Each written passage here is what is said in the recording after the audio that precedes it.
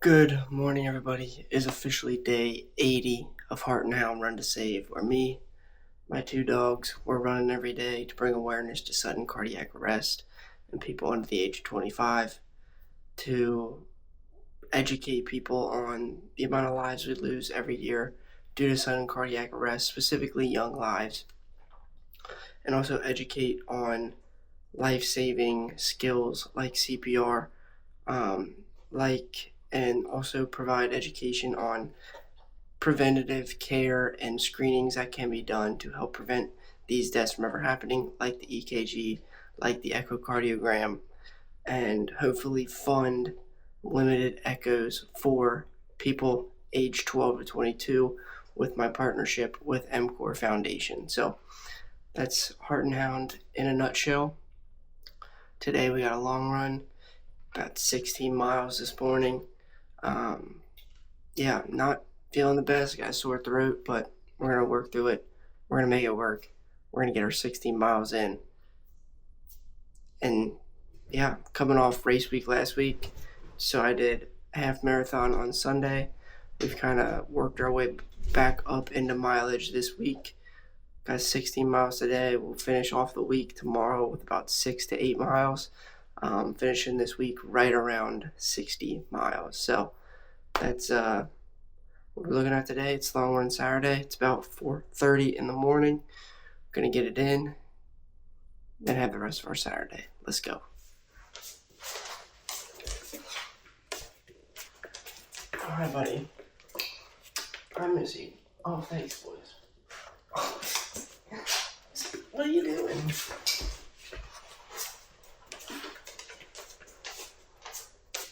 All right, fellas.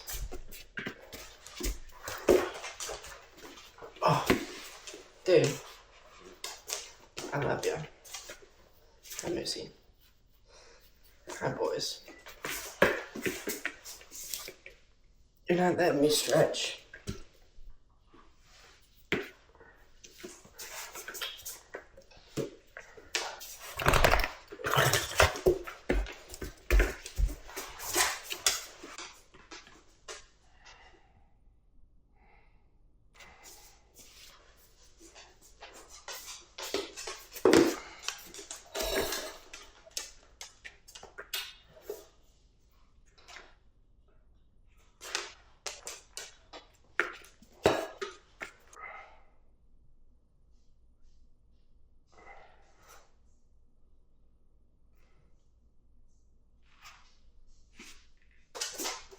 I remember.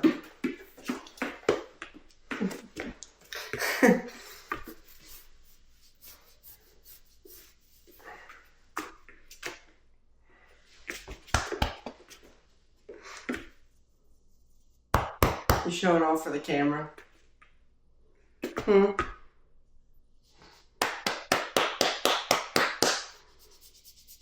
Showing off your muscles?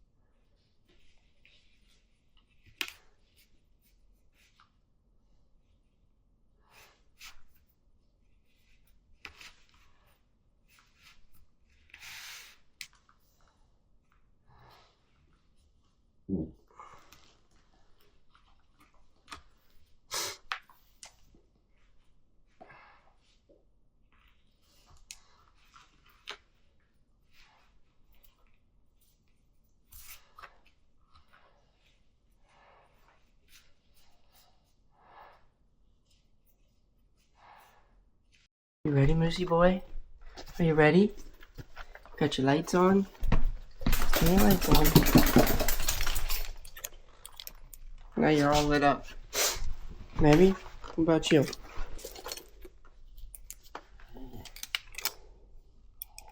Now you're all lit up, big fella. You boys ready? You ready? We got 16 miles. Let's get it, fellas.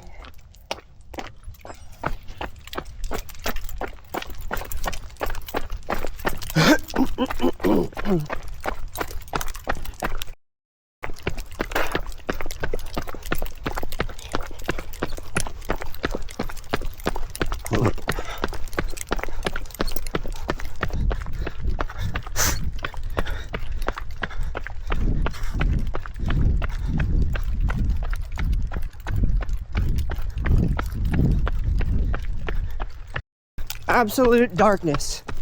Hey, hey.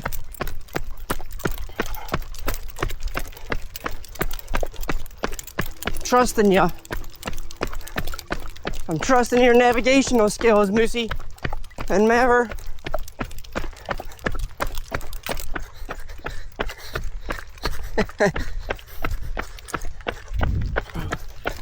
Oh, we made it to light.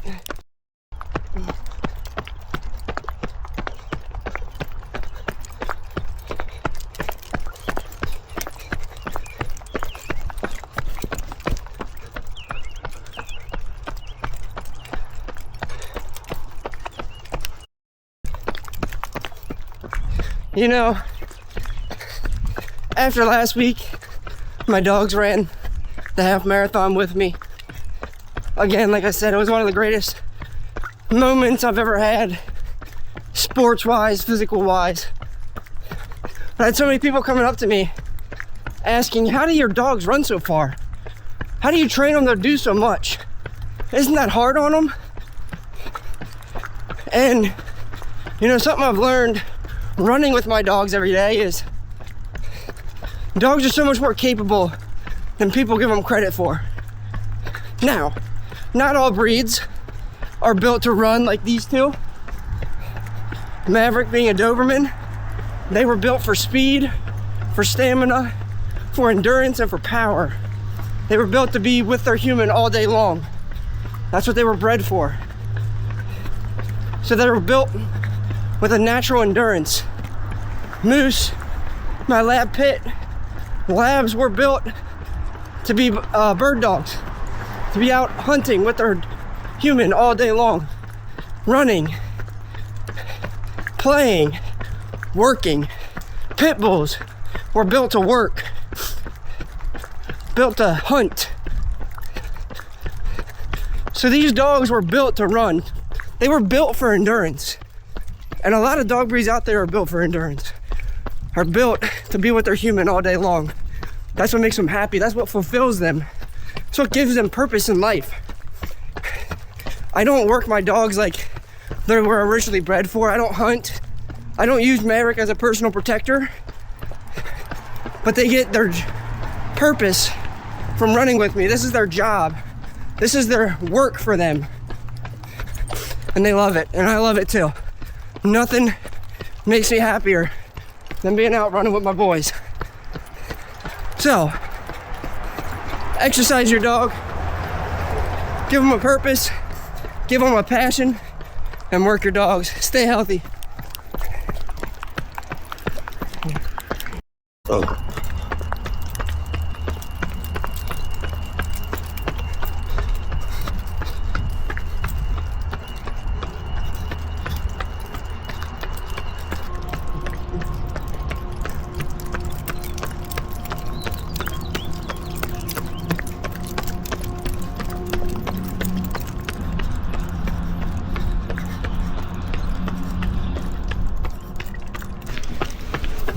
All right, we're at about mile 12. Got 4 miles left, and we're hitting the hills. So I take my long runs up these big hills where we hit the hills at the end. Yes, it's good practice for the pig, for the marathon, but I'm really training for our run across Kentucky. where there's hills, and I let the boys pull me a little bit. Practice for them to practice pulling up the hills, giving me a little help, guidance, and just a little, let them have a little fun. They love to pull. Again, they love to have that job of helping out during the run, especially Maverick, he loves it. So I let them pull me up the hill a little bit as practice for run across Kentucky. When we're running the hills of Kentucky, down by the Cumberland Gap. Right, boys? Because they're gonna be an intricate part of that run.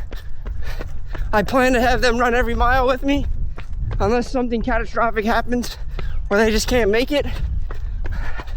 We're gonna make sure we're taking care of paw maintenance, of nutrition for them, but they don't want to miss it. They're not gonna want to miss it. They're gonna want to go with me. So I'm giving them some training because I'm definitely gonna need help in those big hills of southern Kentucky. Yep.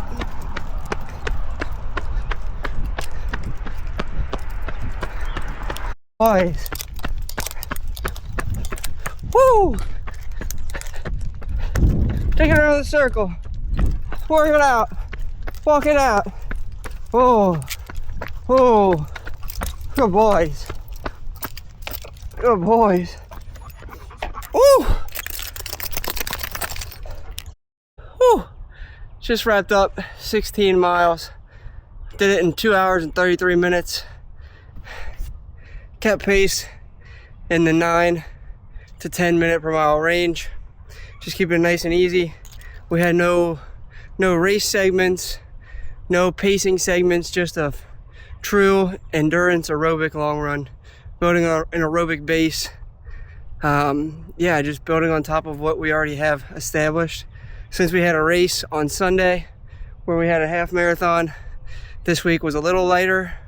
We're gonna be right around 58 to 60 miles, but still a little lighter, keeping it nice and easy, letting the legs, letting the central nervous system recover, letting the gut recover. And yeah, just really focusing on recovery this week. But yeah, 16 miles, felt good, felt good. Got nutrition on point, took in about 150 grams of carbs during that run.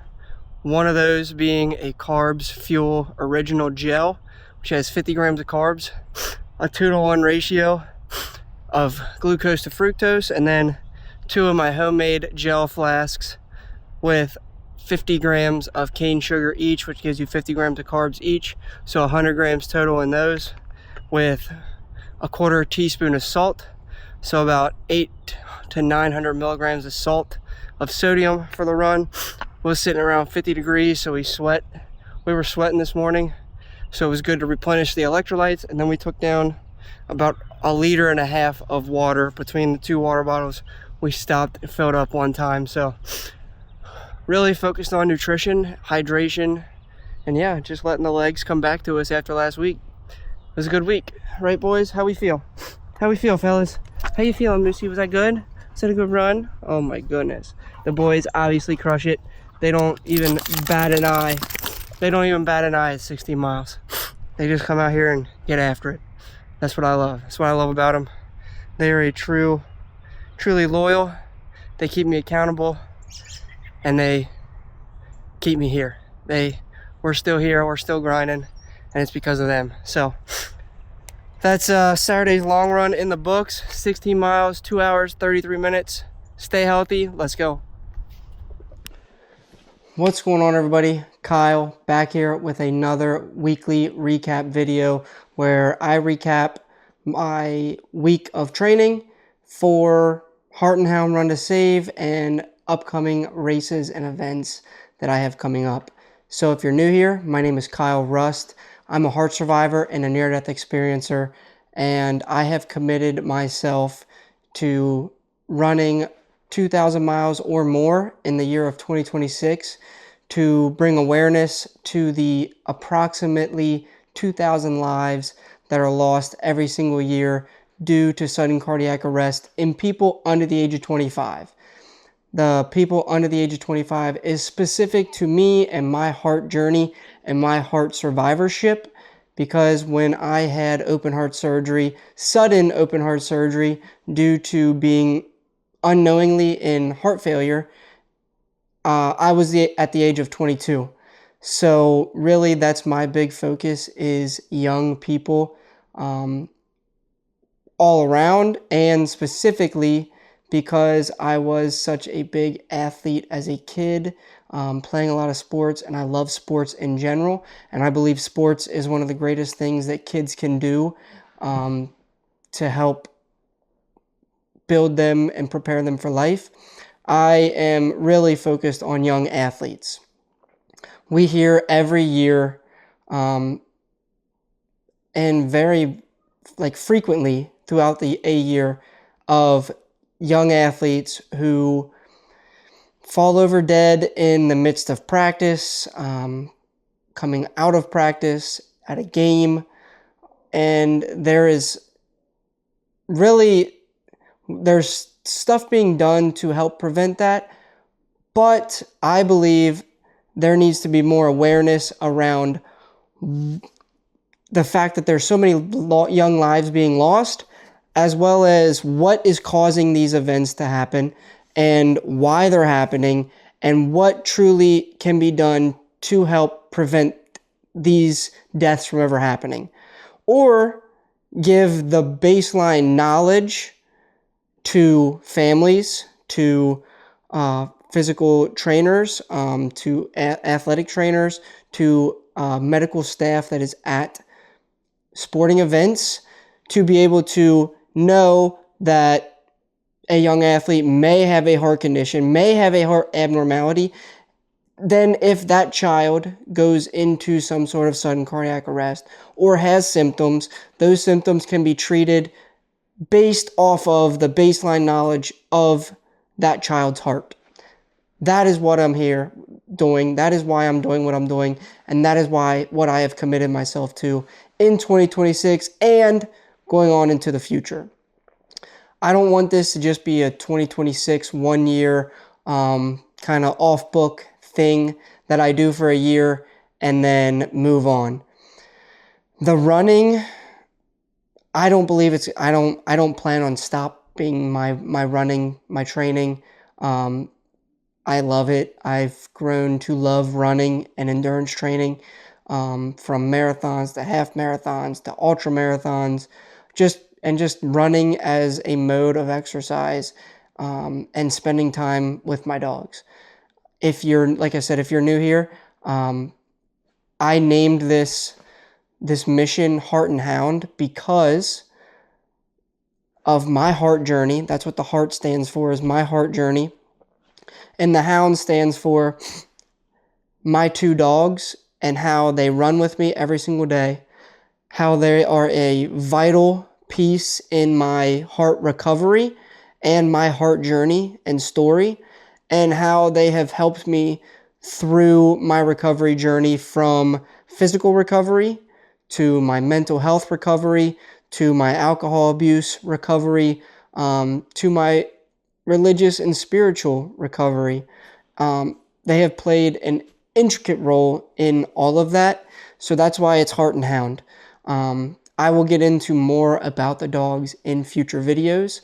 I plan on actually hoping to put one out here soon, talking all about the dogs and how they play a role in Heart and Hound and in my life. So that is Heart and Hound in a nutshell. If you're new here, I met a lot of people last week at the Heart Mini Marathon that were asking a lot about Heart and Hound and what it was and what it stood for and what it was meant to be. So I just wanted to put that out there in this video to basically show that even if you're not new here and you've watched previous videos, that is a kind of a recap and rundown of what Heart and Hound is and why I'm doing what I'm doing. So I have almost moved from the 2,000 miles in 2026 to just running every single day of 2026 to bring awareness to sudden cardiac arrest in people under the age of 25.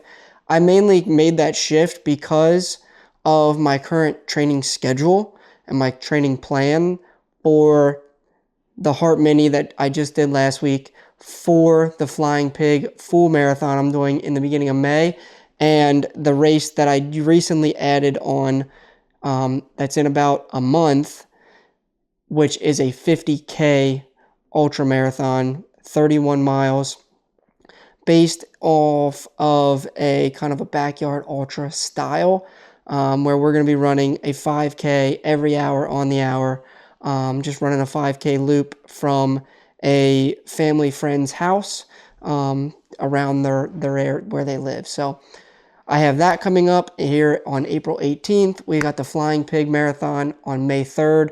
So there's a 2-week gap in between the 50K and the Flying Pig. And then we'll kind of have the summer off. I haven't set any race plans for the summer yet. I might jump into a few races here and there. I definitely plan on doing a 5K in my local hometown for 4th of July. Just maybe jump in some one-off races here and there that I might be able to sneak my dogs onto and race with me. So, based off of and then we have the Chicago Marathon in October, and then my run across Kentucky coming after that. That has more to come to it. I haven't fully planned my run across Kentucky yet, but I wanted to do some sort of big event to do a live documentation of that, where I'm running with my dogs, and we're going to run from the southern border to the northern border of Kentucky, basically trying to raise funds, do some fundraising, and then obviously education and awareness pieces off of that. So, my week recap. Let me pull up Strava real quick to kind of run through what the week looked like. So, coming off of the Heart Mini Marathon, I did the half marathon on Sunday, and then we actually PR'd that time in the half marathon at 1:50. I had 1:55 on my watch. I did take a bathroom break in the middle of it, which I stopped at, but my bib time, my official time, was 1:58, but that still is a PR for me. Now, coming off of that, like I said last week, I am still dialing in my nutrition, my hydration. Right now, based on my training, that is my biggest weakness when it comes to training in endurance sport. It has been ever since I started, and it's something I am working on and taking very seriously and being very intentional about. So, coming off of the race, I made sure to replenish my body to help with recovery. Making sure I was eating the right foods after the race, hydrating, and I came back on Monday actually feeling really good. It was one of the first times I did a run of that length. Obviously, I've done long runs of 16, 17, 18 miles, but it's the first time I've done one where we're starting to extend the length above 10 miles, where I've actually felt really good the next day. Usually, I screw up my nutrition after those long runs, end up not feeling the best the next day because my body wasn't able to recover. But I did a lot of good things on Sunday to be able to come back on Monday. And on Monday, we ran 6 miles, super easy, 9:31 pace, just keeping it nice and light, getting the legs back under us, and being able to get out and get moving. On Tuesday, we did 8 miles. We did 8 miles at 9:29 minute per mile pace. Felt good. The beginning of this week was really cold, really windy, so those runs kind of sucked. But we got them in. Did a strength training session on Monday, and we did one on Wednesday. So we did not do a strength training session on Tuesday, Normally, Tuesdays are my big speed workout days or hill workouts, but because we were coming off the race on Sunday, we didn't do our speed work on Tuesday. It was just an aerobic day, getting in miles. Wednesday, we did 7 miles. Again, relatively light, pushing pace a little bit. We ran that at a 9:15 minute per mile pace. And then, like I said, we did a strength training session that night. After the run, did a leg day where I was focusing on just really hitting all the stabilizer muscles in my legs, mainly my calves, working the calf, the soleus, working on foot balance and foot pressure, stabilization, balance. That was all. Basically, the big muscle mover and worker of that session was back squats, but then we did a lot of RDLs, one-legged RDLs, single split squats, and things of that nature, really working, loading one leg at a time like you are in running, and then also stabilization and balance. Thursday, we did 6 miles. Nice and easy, kept it at 10 minute per mile pace. Didn't really feel the best that day. I don't know what was going on with me, but we just weren't feeling the best that day. Then we came into Friday, and we actually did a small speed workout on Friday where I did a total of 7 miles. We did a 2-mile warm-up and then 4 rounds of 3 minutes each. We're at 8:10 to 8:40 minute per mile pace with a 2-minute rest in between each set. So, and then we did a 3-mile cool down, adding up to 7 miles. And then we did a strength training session on Friday. So really my strength training sessions come Monday, Wednesday, Friday, Sunday. Sometimes I'll mix one in on Thursday because Thursdays are sometimes shorter days. But we're going to start pushing mileage heavy this upcoming week. So we'll see where we can fit in strength training sessions. And then today is Saturday, March 21st. And we did our long run today, which was 16 miles. We finished that one at 9:35 minute per mile pace. Felt good. We got our nutrition in.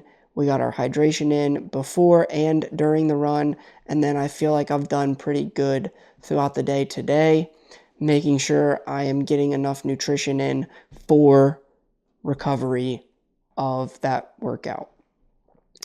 I'm going to do a whole video of kind of my nutrition, especially on long runs, but also throughout the week, what my diet looks like, what my fueling plan looks like, and then kind of go over how I make my own homemade gels and homemade carb mix. That's been a game changer for me. I am a teacher, so I don't have buku amounts of money to be spending on these commercial carb mixes and commercial gels. Now, I did make a big order from the feed of these gels that I wanted to try. They are Carb Fuel Originals, and I also got the Carb Fuel Salted version. They were actually one of the cheaper gels you could buy, especially for the amount of carbohydrates you get per gel. So in one of those gels, you get 50 grams of carbs for $2, which is a deal. When you look at all the other gels on the market, that usually range from 20 to 40 grams of carbs, and they're pushing $3, $4, $5, $6 sometimes. So I did do an order of those mainly to use as a supplementation during my long runs to practice, because those will be my main fuel source for race days. I do plan on using those specific for race days and doing a balanced approach for race days where I know exactly what nutrition I'm getting. Even though my homemade versions, I can dial in with my food scale exactly what I'm looking at, but just for sake of ease of carrying, ease of use, and just for the sake of knowing exactly what I'm getting, I will use those for race day, not my homemade mix. But then tomorrow for Sunday, we'll get another 6 miles in to put us 6 to 8 miles in to put us right around 56 to 58 miles for this week. Coming off last week, we ran about 48, so we added about 10 miles this week. And then next week, I think we have planned, we're going to be pushing 65 to 70 miles next week. So very excited to start planning that out tomorrow. Once I get all my data in from my run tomorrow, see where I'm at, see how I feel tomorrow, and then work through dialing in my plan for next week. So that's week 11. I can't believe we're already on week 11 of this mission. I came up with this a while back, but I really committed to it back in about the middle of December of 2025. And when I committed to it, usually when I commit to something, it gets done. I said there was this retreat I went on a few years back, and we were at this farm, and they said, find a farm animal that you relate yourself to. And there was a retired racehorse on this farm. And, I was walking around, looking around. They had Highland cows, horses, these big, I don't even know what breed of horse they were. They weren't Clydesdales, but they were these massive horses. They had chickens, bees, goats, all. But when we came back and talked as a group, we went around and shared, and we got to meet, and I resonated so much with the racehorse. And we kind of had to describe why. And my why of why I resonated with the racehorse is because, when you put a racehorse, you get them all suited up for race day or training sessions. You put the blinders on them to cover their eyes so they can't see what's going on outside. You put them in their zone. You put them in the gate, and they have one mission, one goal, and that's to sprint straight ahead as best as possible without any distractions, without any compromises. But when you put a racehorse just out in the stables or out in a free space, they get these bolts of energy, kind of like a dog getting the zoomies. They get these bolts of energy and they just run around in circles, and there's no rhyme or reason. There's no mission. They're just running around like crazy lunatics, and it's like they can't control it. I resonated with that because that's how I feel sometimes. Sometimes I have all these thoughts, ideas that I want to do this, I want to do that, let's do this, this might be a good idea. Or there's so many things that I may commit myself to or want to do or think that I want to do, but when I start doing them and maybe it doesn't fit who I am or what I want to accomplish. But once I figure out my avenue, my racetrack, and I can put my blinders on and I can put myself in the gate, and I have that one common mission, that one common goal, it's easy. There's no questioning, am I getting up and running today? I'm getting up and running tomorrow. There's no ifs, ands, or buts. There's no negotiating with my mind. There's no negotiating with my body. I'm getting up and I'm running every single day of 2026 and beyond until what I believe is the best preventative care and preventative nature and preventative features that we can put into place, implementation that is going to save lives and prevent deaths, especially of young athletes and young people all around. I am going to keep banging the drum. I'm going to keep being the voice for those who aren't here anymore. I'm going to keep being the voice for the voiceless. I'm going to keep being the voice, or hopefully a beacon of hope for other survivors to speak up, to share their story. I was so scared for so long to share my story because I thought I was the victim. I looked at myself as a victim, and I saw the look on people's faces when I told them what I had been through, that I was a heart survivor, that I went through open heart surgery at the age of 22, and they looked at me differently. And I thought I was a victim. But now I realize, well, not even now, I realized through talking with people, talking through everything I was feeling, that my story is not the story of a victim. It's not the story of someone who survived. It's not the story of someone who doesn't deserve a second chance. It's not the story of that I was chosen to survive. It's the story of how preventative care actually works. It's a story of how I got to see the other side. I got to spend a day in heaven and come back with the knowledge of what that feels like and what that looks like, and be able to share it with this world, and be able to share this world and this life, these human experiences with my family, with my dogs, with my friends, and with my coworkers, and with all the people out there that I get to meet every day or every week or every month, or that I'm going to meet in the future. That's what my story entails. And I'm hoping through sharing my story, through sharing my journey, through sharing my physical accomplishments and my mental health struggles and my mental health journey and my journey through recovering from alcohol abuse and my journey through doubting my spiritual and religious beliefs, and then now rebuilding my religious values and my core values and my spiritual self, and reconnecting with my Lord and Savior, Jesus Christ, and knowing that without His love and His grace, none of this would be possible.